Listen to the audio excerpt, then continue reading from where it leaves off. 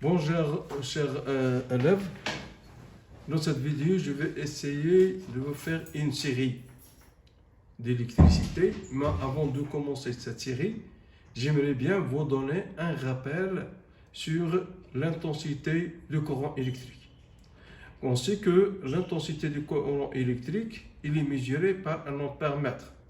Alors, il existe deux types d'ampère-mètre, soit un ampère-mètre analogique ou aiguille, soit un ampère-mètre numérique.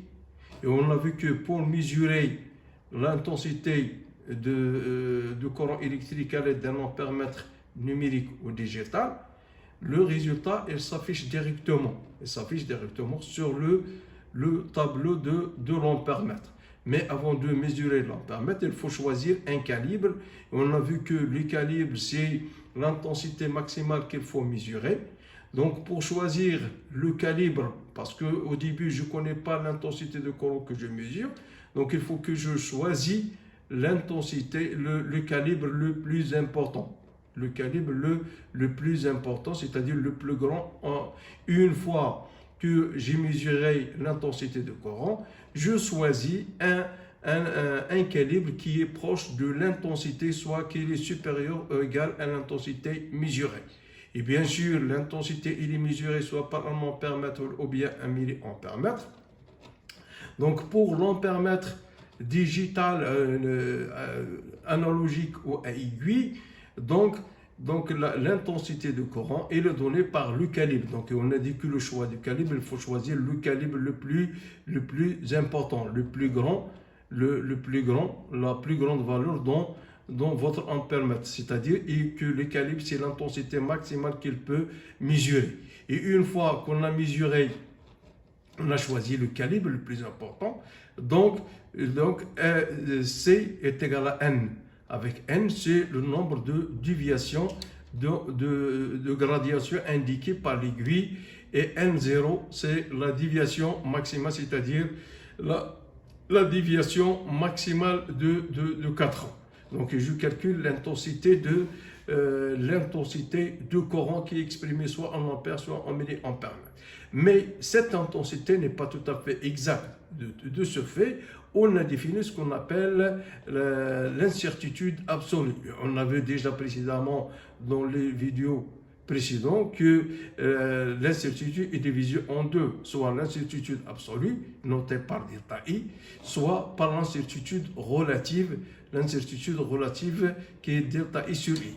À quoi est due cette incertitude delta I? Il est due à l'observateur, à la lecture ou bien à l'appareil. Soit est due à la fabrication de l'appareil, soit est due à la lecture, c'est-à-dire l'observateur qui fait la lecture. Donc, parce que N, pour faire la lecture de N, donc l'opérateur peut se tromper, ou bien celui qui mesure peut créer une erreur. Et c'est ça. Donc, la classe, il est donné dans l'appareil. Donc, une fois connaître la classe et connaître le calibre, je peux déterminer delta I. Donc, delta I est égal à la classe multiplié par le calibre sur 100. Donc, c'est ça ce qu'on appelle l'incertitude absolue. Une fois connaître l'incertitude absolue et connaître l'intensité de courant, je peux faire un rapport de delta I, c'est-à-dire l'incertitude absolue sur l'intensité de courant mesurée par l'ampère-mètre, et que cet ampère-mètre est bien sûr il est branché en série. Je désigne cette incertitude relative et désigne la précision. Tant que cette valeur elle est très petite, ça veut dire qu'il est plus précis. Donc, et bien sûr, on a d'autres grandeurs à définir, qu'on sait que I est égal à Q est égal à la quantité d'électricité qui traverse ce conducteur sur une grandeur, sur une différence de temps. Donc, I est égal à Q sur delta T. Et on sait bien que Q est égal à nombre d'électrons multiplié par la charge. Donc, Q est égal à NE. Et Q est égal à NE, donc avec N, donc avec ce N, donc le Q est égal à N, le nombre d'électrons fois la charge, ou bien Q est égal à la quantité d'électrons multipliée par F. On sait que F est égal à NA fois E, et la quantité d'électricité est égale à N sur NA. Donc on remplace on remplace ce n par ce terme-là, donc on trouve que Q est égal à NE. Et comme ça, ce sont les expressions que vous devrez savoir. Mais il faut faire attention que toujours un ampèremètre, il est branché en série. Il est branché en série. Donc, la mesure de l'intensité du courant, comme on l'a dit, il se fait soit par un ampèremètre digital, soit par un ampèremètre analogique. Et maintenant, on passe à la série. Exercice 1. Donc, un conducteur ohmique est parcouru par un courant électrique d'intensité I est égal à 30 mA. Calculez la quantité d'électricité Q qui traverse la section de ce conducteur pendant 10 minutes. Deuxièmement, on déduit le nombre n de porteurs de charge qui traversent le conducteur ohmique pendant 10 minutes. On a vu que le porteur de charge dans le cas d'un conducteur métallique, ce sont les électrons, et les porteurs de charge dans le cas d'une solution électrolytique, ce sont les ions. Donc, passons maintenant à la solution. Donc, un conducteur ohmique est parcouru par un courant d'intensité I est égal à 30 mA. Calculez la quantité d'électricité qui traverse la section. On sait que Q est égal à I fois delta T. Donc, l'intensité du courant, c'est 30 mA.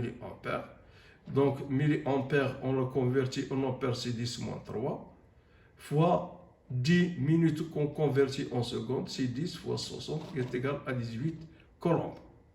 On déduire le nombre n de porteurs de charge qui traversent le conducteur, c'est-à-dire il faut trouver le nombre d'électrons qui traversent cette section, c'est-à-dire le conducteur. On sait bien que la quantité d'électricité Q est égale à NE, est égal au nombre d'électrons fois E.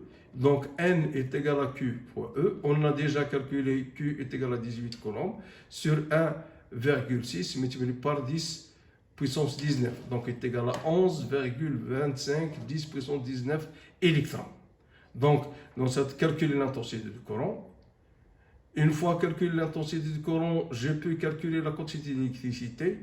Une fois calculé la quantité d'électricité, je peux calculer le nombre d'électrons. Donc, il faut diviser la quantité d'électricité par l'achat, c'est-à-dire 1,6 10 moins 19, et qui permet de trouver le nombre d'électrons.